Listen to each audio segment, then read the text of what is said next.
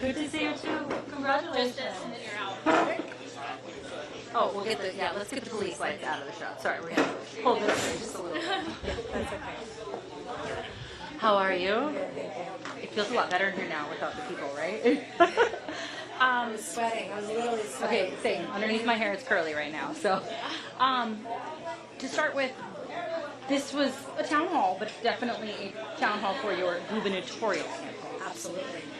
Can your constituents in your district expect to have the same? I've had 4 town halls already this year in my district with my federal office, and I'll continue to have town halls. I usually have over a dozen town halls a year in district. So these are in addition to all the other town halls I've already done for years in South Carolina. Do you plan to have any during this recess?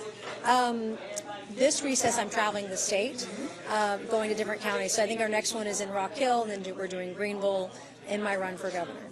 But so all these are outside of your district? I have done 4 town halls this year. We'll do close to a dozen probably in district by the end of the year, which is what I do every year. Many of those pre some of the legislation that's just recently been voted on. So the big moves that have happened. You talked about the big beautiful bill. Well, it's throughout we've done 4 so far this year, and we're going to continue to do them like I always do. I noticed up there one of the accomplishments, things you were touting was the I-526 interchange. Mm-hmm. What was the exit at Long Point Road? Yeah, not the interchange, but yeah. But that funding came from the Inflation Reduction Act, which you voted against. Right. Is that an accomplishment then? Is that something you can tout? No, absolutely. I mean, absolutely I can tout that because we'll often argue over how much money is spent, how much money is wasted, and the vast majority of the funding in that bill was completely wasted, particularly in the infrastructure bill that was $1.2 trillion. We only had $110 billion dedicated to roads and bridges in that particular bill. Of that $110 billion, only $70 billion was for public transit, leaving only like $40 billion for roads and bridges across every state in the country, which is outrageous, right? In South Carolina, in the infrastructure bill, only got an extra $1 billion over a 5-year period. So we fight over how we spend the money, how we appropriate it. But once the appropriations happen, I'm going to make sure that South Carolina, that we get our fair share, because that money's getting spent, and our tax dollars in South Carolina are equal to anybody else's in California, New York, Tennessee, anywhere else, North Carolina. We deserve that too. So just because we disagree on how the money's spent means we shouldn't get money for our roads and bridges. Isn't that kind of hypocritical? That's ironic. I think I'm more asking, so you do agree then if you think it's okay for politicians who don't vote for them federal to government, take credit for... It's literally our job to make sure that our states get the appropriations that they need when the money is assigned and spent, and grant funding. Anybody, even when they vote against it. I vote against almost every spending bill I've ever had before me because of the wasteful spending. This government has spent money on transgender surgeries for kids.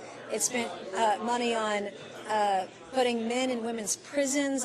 We've spent over $26 million at the NIH to castrate mice and test them on a date rape drug.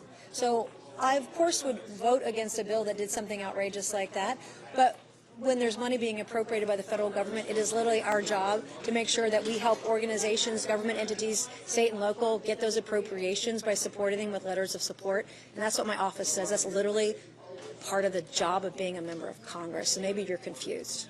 Okay. You're very confused. And you're a raging Democrat, so raging leftist with that kind of questioning. And I would say as a woman, you might want to think about how you view other women and how you treat other women, the way that you question them, because women are going to lead this country off the brink, and conservative women. The first female president of this country is going to be a conservative woman, not some liberal like you. Okay, again, just a question about the bill, whether you voted for it or not, and what you were touting. This is literally the job of a member of Congress. You might want to look up what a member of Congress does, and maybe read the Constitution next time before asking me such a question. Okay. 5 times over. Just looking for clarification in the question. You clearly need it. Okay. Pick up a Constitution and read it. All right. Your last question. You were one of the... Make it good. You were one of the few Republicans who did vote to release the Epstein files. This is Yes. something that you have talked about, that you're very passionate about. Yes, deeply. Victims' rights, things like 100%. that. Do you still have confidence then in Pam Bondi and Kash Patel? I have great confidence in President Trump and his administration. And President Trump said he wanted files released. He said he wanted transcripts released from the grand jury. A judge has blocked it. And I will remind folks that are out there, Donald Trump was a whistleblower. He was one of the few people that actually interviewed with the FBI regarding Epstein. He banned Epstein from Mar-a-Lago.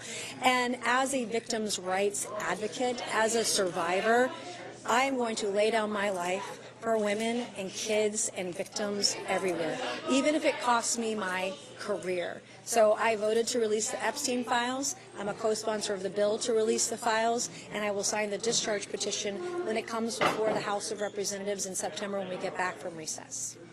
Do you still have confidence in Kash Patel and Pam Bondi? I answered the question earlier, and I said I've got great confidence in President Trump and his administration. I answered your question twice now. All right. Thank you very much. I appreciate your time. Thank you.